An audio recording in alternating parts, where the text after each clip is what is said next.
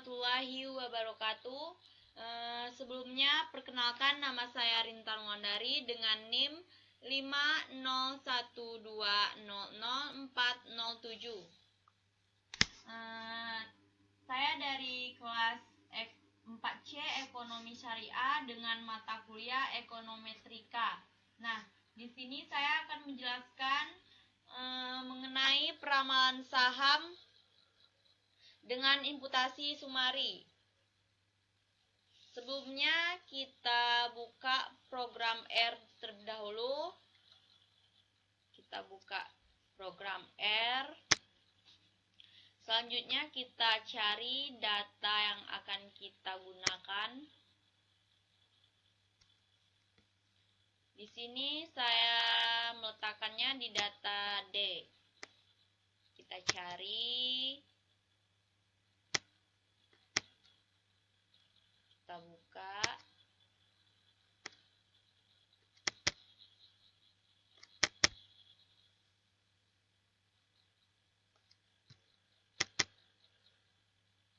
Nah, bisa teman-teman semua lihat, ini rumus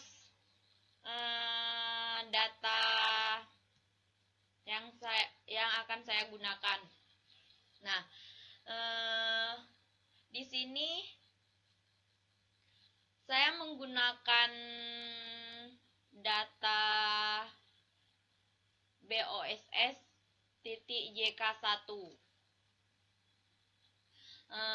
Di sini untuk awalnya saya menggunakan data perusahaan saya dengan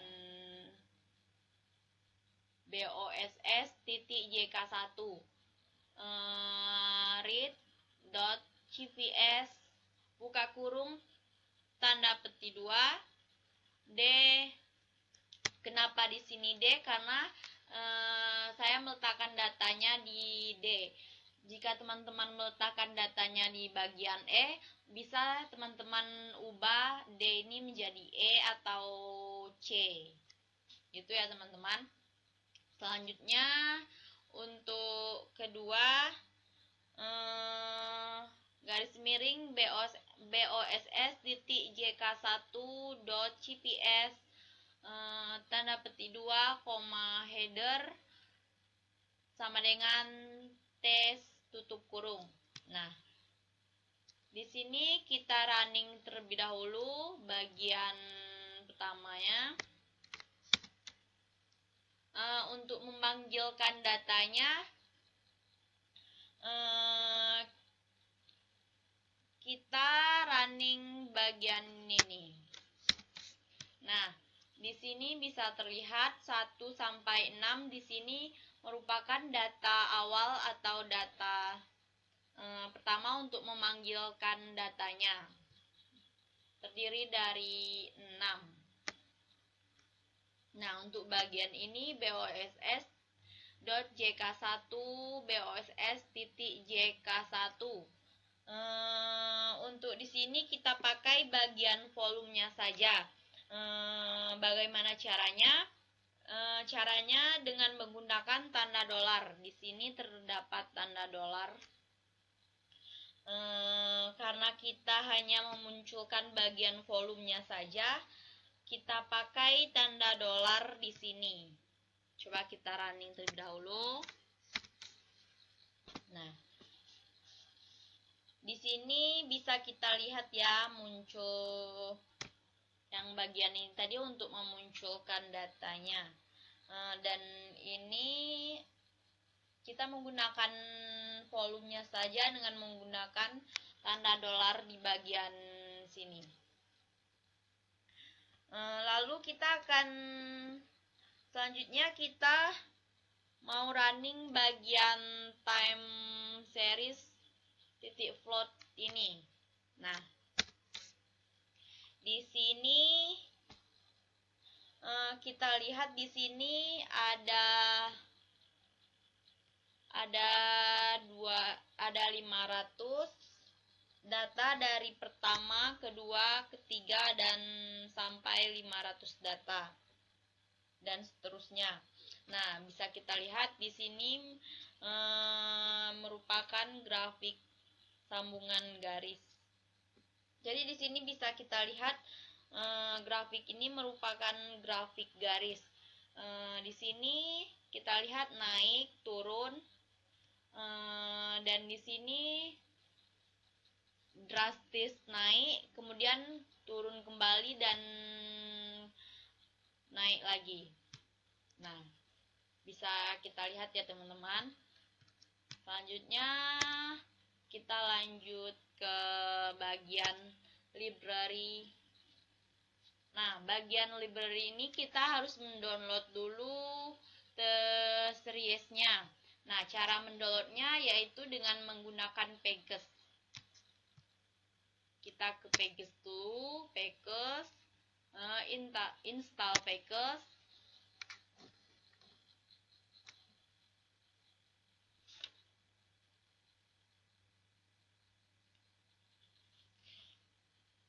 Kita cari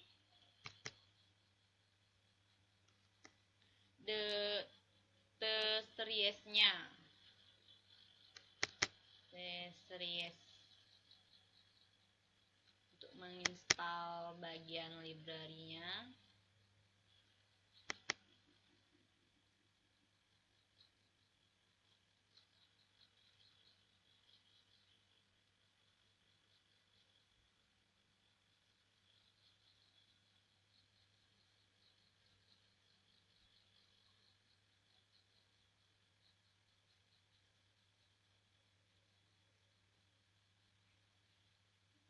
Kelewat. Nah, di sini selanjutnya oke. Kita tunggu.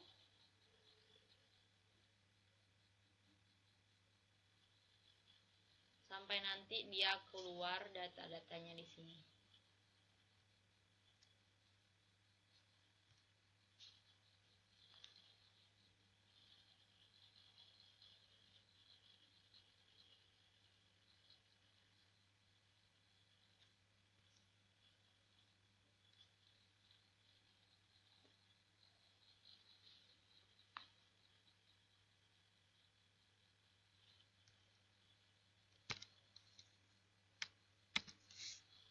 Nah, kebetulan di sini saya sudah mendownload bagian library-nya, jadi langsung saja kita running di sini.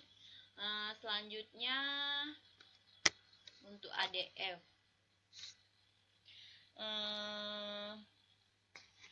Jadi untuk ADF ini yang akan kita identifikasi karena salah satu pemeriksa asumsi itu adalah stasioner. Kita running bagian ADF. Nah, ADF itu adalah singkatan dari Augmented Dickey Fuller Test. Jadi di sini dijelaskan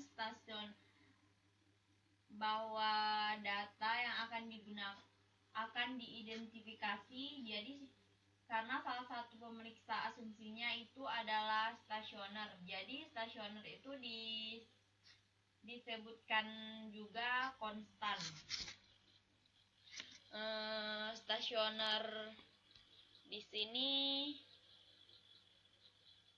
stationary, kan di sini terdapat stationary.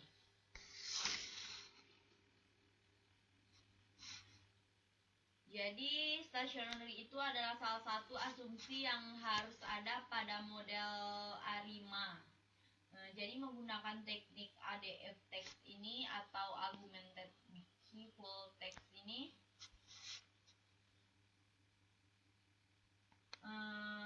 terus langsung saja kita fokus ke view. Nah, di sini terdapat 0,1. Field view-nya 001. Di sini jadi karena kita menggunakan standar alfanya itu 5%, atau 0,05. Jadi ini lebih kecil dari H1. Stasionernya H0-nya tidak stasioner. Jadi di sini H0. Jadi volumenya lebih kecil. Selanjutnya untuk ACF.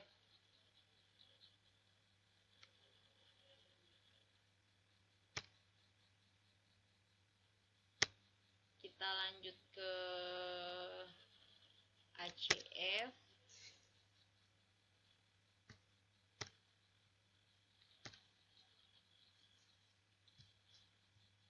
Kita running bagian ACF.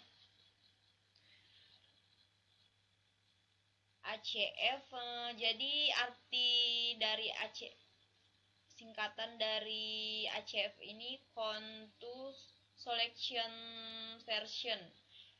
Itu adalah singkatan dari ACF. Kita lihat grafiknya. Di sini terdapat berapa?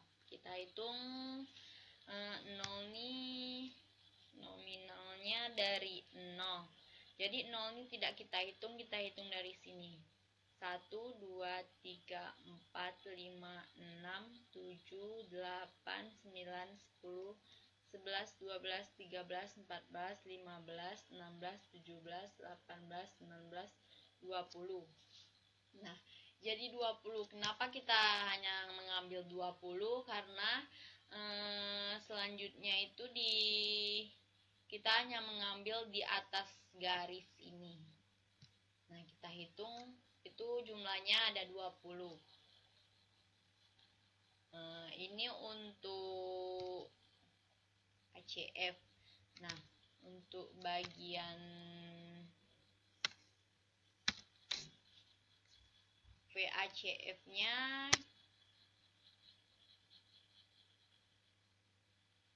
kita lihat ada 1, 2,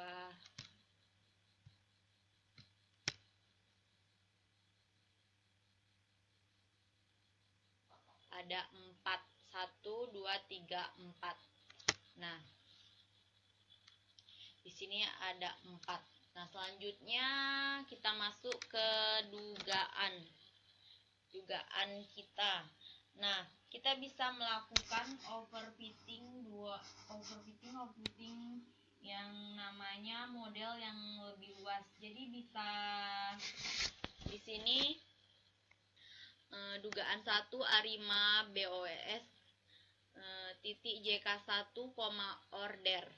Nah, jadi ordernya sini nih 20, kita ngambil dari ADF, bagian ADF. Bagian 20 tadi di bagian ACF-nya tadi. Nah, kalau yang 4 ini kita ambil di bagian VACF. Coba kita running bagian dugaan satunya.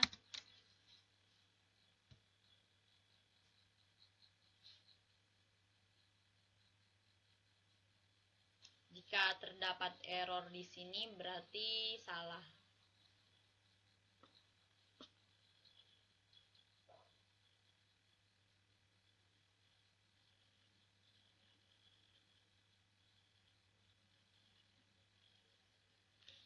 Kita tunggu loadingnya dulu.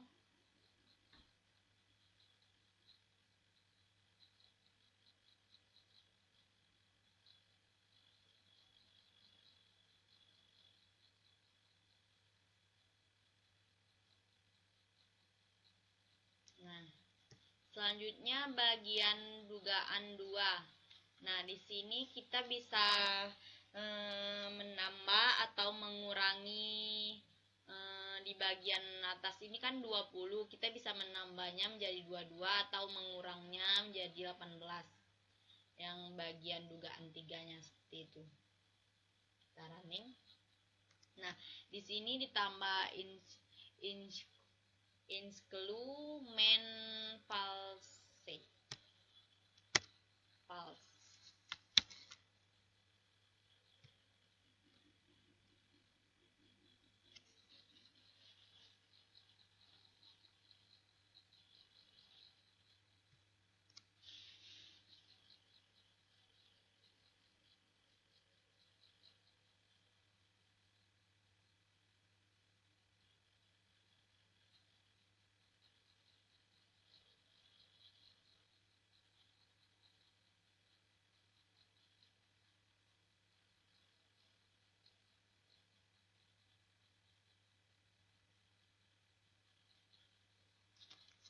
Selanjutnya untuk dugaan 3 langsung saja kita running.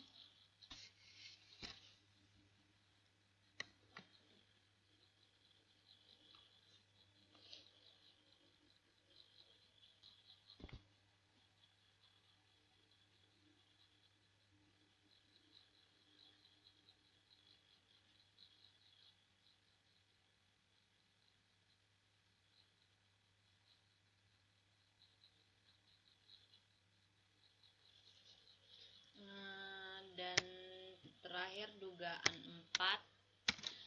Kita bagian dugaan 4 ini kita bisa menggunakannya atau tidak menggunakannya, itu bebas.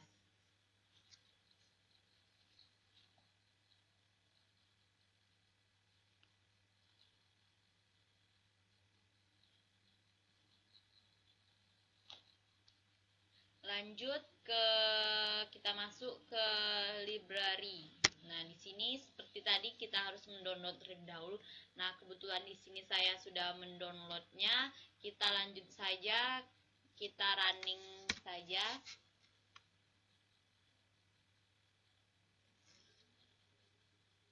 Lanjut conf teks dugaan 1.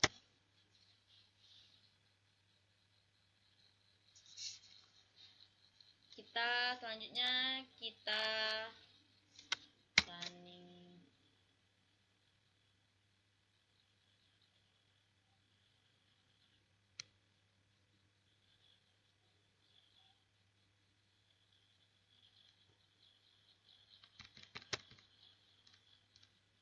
Nah, bisa kita lihat bagian ini.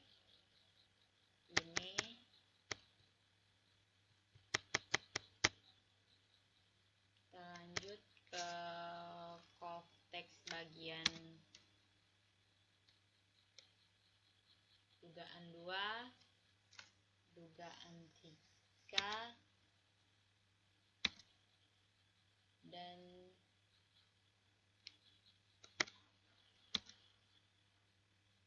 dugaan 4.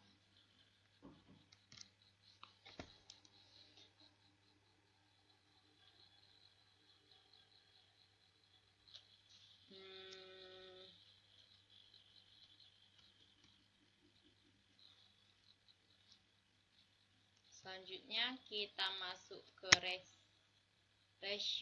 residual dugaan 1.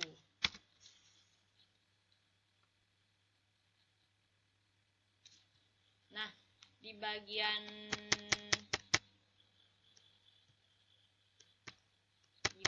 ini tadi untuk conf teks dugaan 1 ini kita bisa melihat kalau data ini signifikan atau tidak di bagian mana. Nah, bisa kita lihat di sini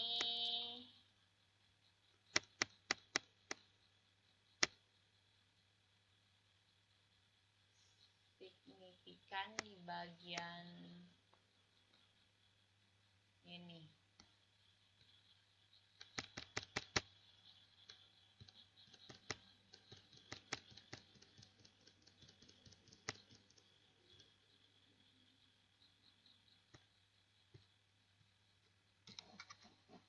Untuk dugaan 4-nya bisa kita lihat di sini ada beberapa yang signifikan seperti bintang-bintang di sini, dan ada juga yang tidak. Lanjut lanjut ke resi 1. Nah, kemudian kita running bagian resi 2 dan residual 3.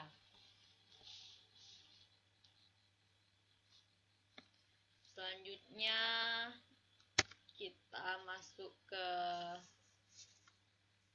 box .text, kita running.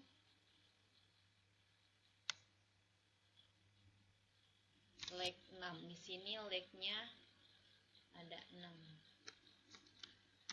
Kita running saja.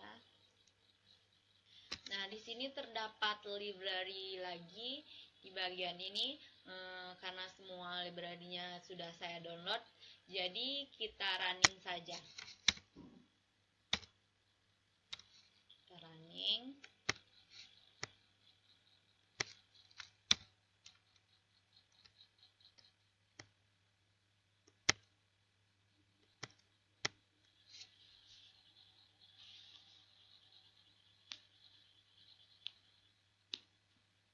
Nah, di sini kita bisa melihat untuk mencari bagian bentuk-bentuk errornya gitu. Kita bisa lihat di sini. Kita running.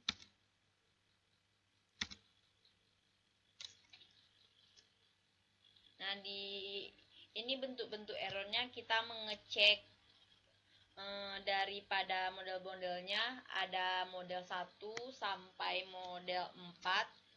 Nah, jadi di sini yang pertama itu kita mengecek keakuratan. Kita bisa menggunakan ME. ME ini min error ya teman-teman. Terus kita juga bisa menggunakan RMSE. Nah, RMSE ini adalah root mean square error. Nah, jadi tergantung kita mau mengecek akuratnya, mau pakai yang mean error atau RMSE. Ini dibandingkan dengan mean error karena mean error ini sangat sulit untuk melihat atau membandingkan model mana yang terbaik dan model mana yang paling akurat. Nah, karena dia itu bisa jadi yang ada hasilnya positif dan negatif.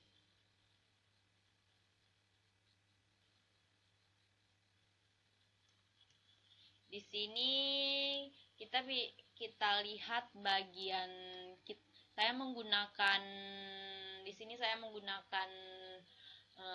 untuk mengeceknya saya menggunakan RMSE. Nah, kita lihat di bagian RMSE ini karena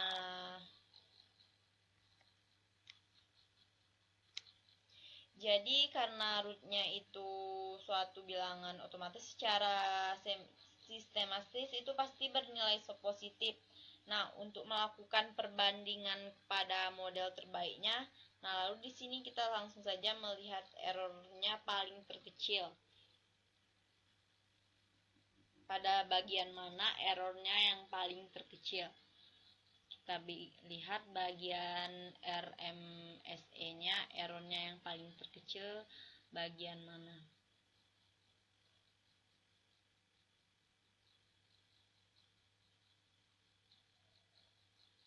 Nah, bisa kita lihat di bagian dugaan 1 dan dugaan 2 itu terdapat RMSE-nya sama kecil. Terdapat 2 error yang terkecil, yaitu bagian dugaan 1 dan dugaan 2. Lanjut.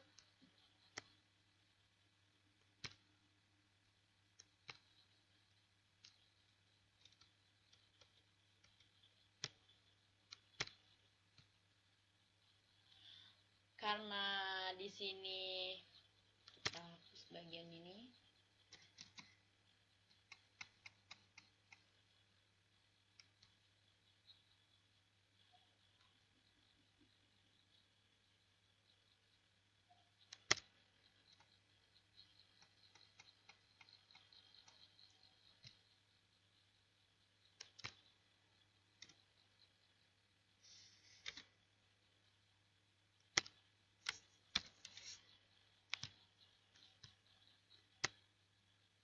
Bagian dugaan 1.